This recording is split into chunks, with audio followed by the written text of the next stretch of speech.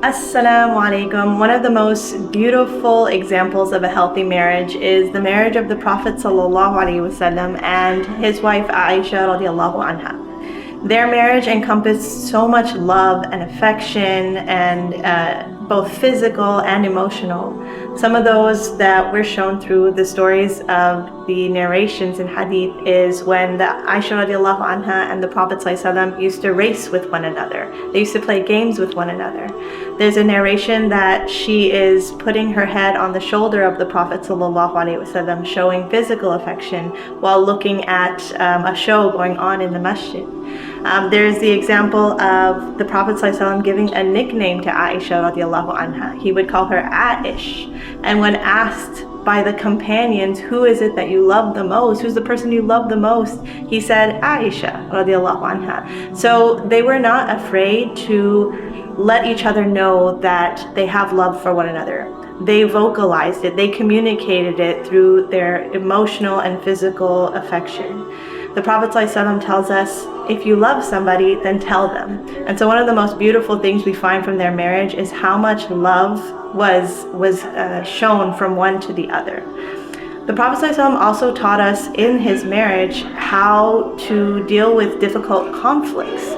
And so it is mentioned, the Prophet ﷺ said, I guarantee a place in Jannah for the one who leaves an argument even if he is right.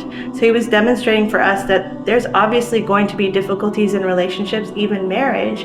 And in those cases, don't try to win every single battle. Try to maintain the harmony in the relationship. Maybe pause a difficult argument and conversation and come back to it later, because you may win a battle, but you might end up losing the war. The Prophet ﷺ also taught us that when conflicts arise, there are steps that Allah has divinely decreed for us.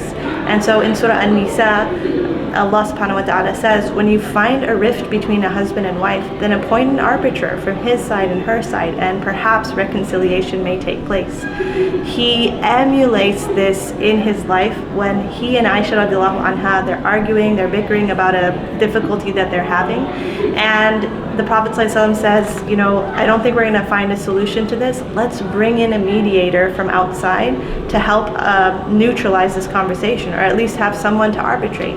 And in the narration it mentions that Aisha radiyallahu anha brings in Abu Bakr radiyallahu anhu as this middle person. And Abu Bakr radiyallahu anhu sides with the Prophet ﷺ, which perhaps was inevitable, and Aisha radiyallahu anha becomes upset. And the Prophet ﷺ tells Abu Bakr to leave.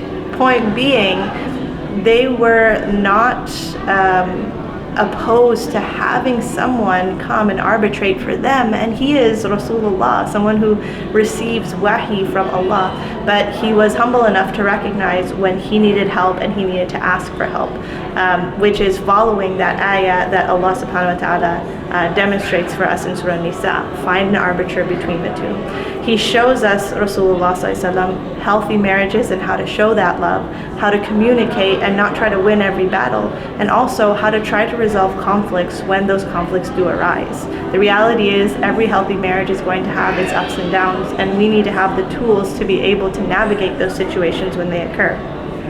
An-Nisa is an amazing platform that offers premarital education as well as workshops and preventative measures to help couples who are facing difficulties or want to improve their marriages.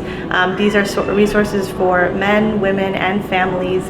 You should definitely check out all of their resources because they've been making a huge impact on our community.